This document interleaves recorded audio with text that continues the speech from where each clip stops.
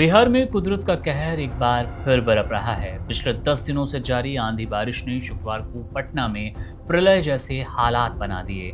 135 kilometre प्रति घंटे की रफ्तार से चली विनाशकारी हवाओं और मूसलाधार बारिश के कारण राज्य भर में वज्रपात और पेड़ गिरने से 9 लोगों की जान चली गई।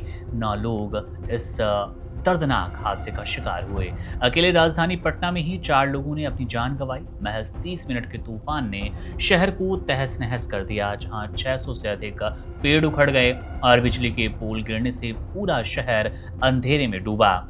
शुक्रवार की शाम पटना के लिए जाहिर तौर पर एक भयावह सपने जैसी थी। शाम के वक्त अचानक आए इस तूफान की तीव्रता इतनी अधिक थी कि पलक झपकते ही सड़कों पर लगे विशालकाय पेड़ और भारी भरकम होर्डिंग्स ताश के पत्तों की तरह बिखर गए। पटना के गर्दनीबाग इलाके में एक बड़ा पेड़ गिरने से 30 वर्षीय अभय कुमार की मौत हो गई, जबकि उनके साथ मौजूद 3 अन्य लोग गंभीर रूप से घायल हुए। गोल्फ क्लब के पास भी एक दुखद हादसा हुआ, जहां पेड़ की चपेट में आने से 20 साल के मोहम्मद इरफान की जान चली गई। वहीं नेवरा में ठनका गिरने से एक 15 साल के किशोर की मौत हो गई और आईपीएस मैस के पास भी एक व्यक्ति मलबे में दबकर अपनी जान गंवा बैठा। तूफान के बाद पटना की सड़कें जंग के मैदान की तरह नजर आने लगी। जगह जगह गिरे पेड़ों और बिजली के तारों की वजह से ट्रैफिक पूरी तरह ठप हो गया। 2 किलोमीटर की छोटी सी दूरी तय करने में भी लोगों को 1.5 से 2 घंटे का वक्त लग रहा था। स्थिति की गंभीरता को देखते हुए और स्थिति की गंभीरता का अंदाजा आप इसी बात से लगा सकते हैं कि राज्य के दिग्गज नेता तेजस्वी यादव भी भीषण जाम में फंसे और आखिरकार उन्हें अपनी कार छोड़कर मोटरसाइकिल का सहारा लेना पड़ा। शहर के पौष इलाके जैसे स्टैंड रोड और ब्लॉक में भी भारी नुकसान हुआ। जेडीयू प्रदेश अध्यक्ष उमेश कुशवाहा और विधान परिषद सभापति के आवास के बाहर भी पेड़ गिरने से कई वाहन क्षतिग्रस्त हुए। गाड़ियों को आप कह सकते हैं बड़ा नुकसान हुआ है। इस कुदरती आपदा के बाद इस प्राकृतिक आपदा का असर पटना के प्रमुख पर्यटक स्थलों पर भी पड़ा। पटना के जू में 52 साल के इतिहास में पहली बार ऐसा हुआ कि आंधी बारिश के कारण इसे दर्शकों के लिए बंद करना पड़ा। जू परिसर में 30 से अधिक कीमती पेड़ उखड़ गए।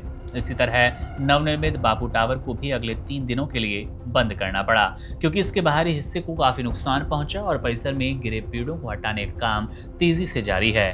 गांधी मैदान में 15 से अधिक पेड़ गिर गए, जिससे वहां की हरियाली को काफी चोट पहुंची। मौसम विभाग ने अभी राहत की उम्मीद नहीं जताई है, यानी कि इस तरह की आपदा पटना को, बिहार को और झेलनी पड़ सकती है। शनिवार की बात करें तो शनिवार को भी पटना सहित कई राज्यों में 20 जिलों के लिए ऑरेंज अलर्ट जारी किया गया। मौसम वैज्ञानिकों का अनुमान है 11 मई तक राज्य में तेज हवाओं और गरज के साथ बारिश का ये सिलसिला बना रहेगा।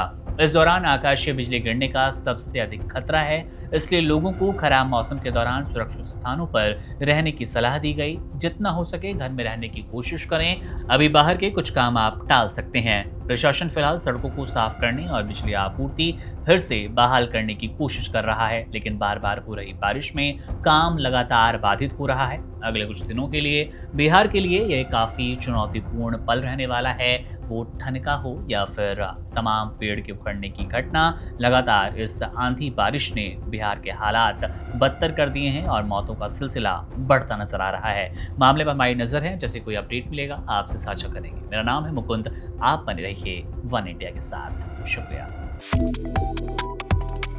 Subscribe to One India and never miss an update.